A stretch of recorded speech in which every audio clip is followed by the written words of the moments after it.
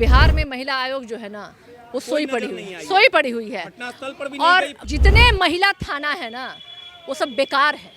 और जितने भी महिला थाना में काम करने वाली जो महिलाएं हैं ना, अधिकारी जो है ना, भ्रष्ट हैं और वो वहाँ वसूली के लिए बैठी हुई हैं। अनगिनत ऐसे मामले हैं, मैं आपके सामने रख दूंगी। महिला थाना में काम करने वाली महिलाओं को शर्म नाम की चीज नहीं है कि उनको वहाँ पे रखा ही गया है कि महिलाओं के खिलाफ जो है, जो कुल्हाड़ी लकड़ी को काटती है वही महिलाएं जो है ना महिला आयोग में बैठी हुई हैं। उनको महिलाओं से मतलब नहीं है, चरण वंदना करना है, सरकार के कहे हुए आदेश के अनुरूप वो काम करती हैं।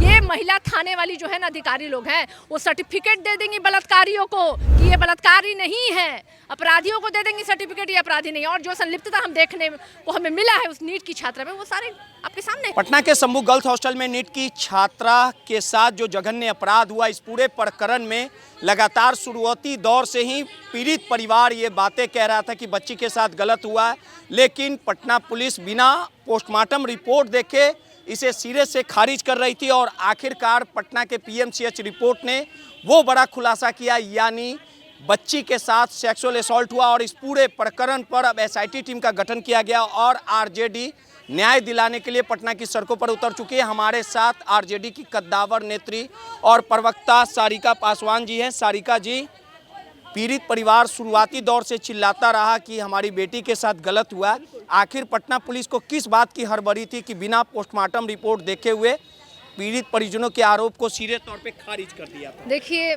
ये पूरी की सरकार जो है ना बिहार में जदयू और भाजपा की सरकार है।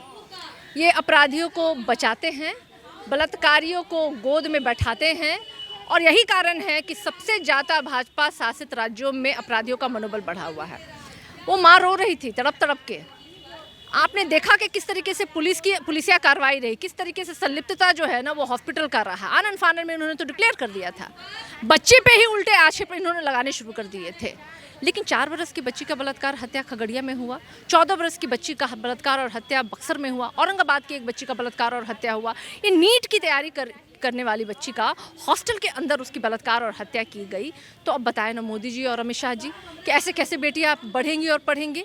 जब हमारी बेटियां सुरक्षित नहीं होंगी तो बताइए ना मोदी जी कैसे बेटियां बढ़ेंगी और पढ़ेंगी? अरे मोदी जी और भाजपा शासित राज्यों में मोदी जी को पता होना चाहिए कि सबसे ज़्यादा बहन और बेटियों की बलात्कार और हत्या हो रही है। आज बिहार में जो डर और आतंक का माहौल है, कोई माँ बाप अपनी बेटियों को हॉस्टल में नहीं भेजना चाह रहे। जो बच्चियाँ हॉस्टलों में पढ़ रही थी ना, उन्हें खाली करवाया गया है। डर में है वो माँ बाप। मैंने देखा उस बच्ची की माँ को रोते हुए, कैसे तड़प से के कलप के वो सारे बातों को कह रही थी। और पुलिस ने तो डिक्लेयर कर दिया था कौन है और किनके शह में ये बचाने का प्रयास किया जा रहा है। और कैसे बेटियां बढ़ेंगी और पढ़ेंगी, मेरा प्रश्न बनता है। और कब उनके घरों पे बुलडोजर चलेगा? मेरी मांग है, हमारी मांग है कि ऐसे अपराधियों के खिलाफ सख्त कार्रवाई हो, ताकि भविष्य में कोई व्यक्ति जो है ना ऊंची अपनी निगाह जो है बहन और बेटियों पे ना रखे। एक आखिरी सवाल है, इस पूरे प्रकरण में सवालों के घेरे में डॉक्टर हैं जो रोशनी कुमारी हैं, जो चित्रगुप्त नगर थाना प्रभारी है, उनको सूचना मिलती है और सीडीआर और जांच लाने के लिए अपने ड्राइवर को भेजती है। 9 तारीख को वो जाती है, 6 तारीख की घटना थी। इस पूरे मामले को गंभीरता से नहीं लिया और डॉक्टर प्रभात मेमोरियल हॉस्पिटल के जो डॉक्टर सतीश हैं, इस पूरे प्रकरण पर और वहाँ की गायनी डॉक्टर ने इस पूरे मामले को नींद की गोली तक बताया, जख्म के निशान थे। तो आखिर हॉस्टल की संचालिका को हिरासत में लिया गया, थाने से छोड़ दिया गया। एसपी अभिनव का जो बयान आया, पटना के एसएसपी का बयान आया, ये तमाम पूरे मामले को ये देख के लग रहा है कि बड़ी लीपापोती का प्रयास किया गया। देखिए, पहले मैं आपको 2 चीज़ें बताना चाहूँगी। बिहार में महिला आयोग जो है ना वो सोई पड़ी हुई है। घटनास्थल पर भी नहीं गई। और मैं आपको खुल के आपके माध्यम से मैं बताना चाहूँगी कि बिहार में जितने महिला थाना है ना वो सब बेकार है। और जितने भी महिला थाना में काम करने वाली जो महिलाएं हैं ना, अधिकारी जो है ना, वो भ्रष्ट हैं और वो वहाँ वसूली के लिए बैठी हुई हैं। अनगिनत ऐसे मामले हैं, मैं आपके सामने रख दूँगी।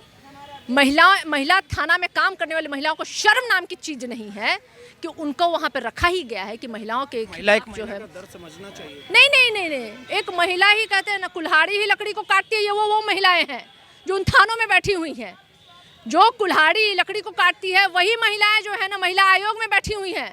उनको महिलाओं से मतलब नहीं है, चरण वंदना करना है। सरकार के कहे हुए आदेश के अनुरूप वो काम करती हैं, चाहे लीपापोती का मामला हो, चाहे बलात्कारी को देवता क्यों ना बताना हो। ये महिला थाने वाली जो है ना अधिकारी लोग हैं, वो सर्टिफिकेट दे देंगी बलात्कारियों को कि ये बलात्कारी नहीं है, अपराधियों को दे देंगे सर्टिफिकेट ये अपराधी नहीं है। और जो संलिप्तता हम देखने को हमें मिला है उस नीट की छात्रा में, वो सारे आपके सामने है। आपको लगता है एसआईटी अच्छा नहीं, एसआईटी का गठन कब हुआ? सरकार तो हमेशा ऐसा करती है, जब प्रदर्शन होता है, जब मांग होती है, जब लोग आक्रोश में आते हैं तो लोग क्या करते हैं, एसआईटी का गठन कर देते हैं, मामला सीबीआई को दे देते हैं, यानी कि ठंडे बस्ते में डालने का प्रयास करते हैं। जांच, निष्पक्ष जांच होनी चाहिए। जो टीम गठित हो उसमें भी लोगों को चयनित करके रखिए, जो सरकार के दबाव में आके निर्णय ना लेने वाले लोग हों। यादव ने कहा लोगों को पक्ष का एक विधायक इस पूरे मामले में मदद नहीं, पूरा का पूरा सत्ता पक्ष ही इस पूरे मामले में एकदम सामने खड़ा है उनको बचाने के लिए। भाई पुलिस का आपने देखा रवैया क्या था? हॉस्पिटल का किसका हिम्मत है भाई?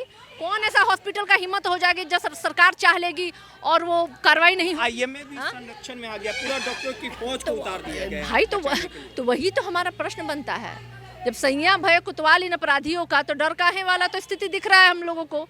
तो बताइए ना, बहन और बेटियों को कैसे मिलेगा? आरजेडी लड़ेगी अंतिम। आरजेडी हमेशा से लड़ती आई है। युवाओं के लिए सड़कों पे हमने लाठी खाई है, हमने किसानों के लिए सड़कों पे लाठी खाई है, हम माताओं बहनों के लिए मुखरता से लड़ रहे हैं। हम चाहे बात जिस तरीके से आपने देखा खरीद फरोख्त का मामला, जिस तरीके से भाजपा के नेताओं के द्वारा जो बयान दिए गए थे, तभी भी हम सड़कों पे उतरे थे।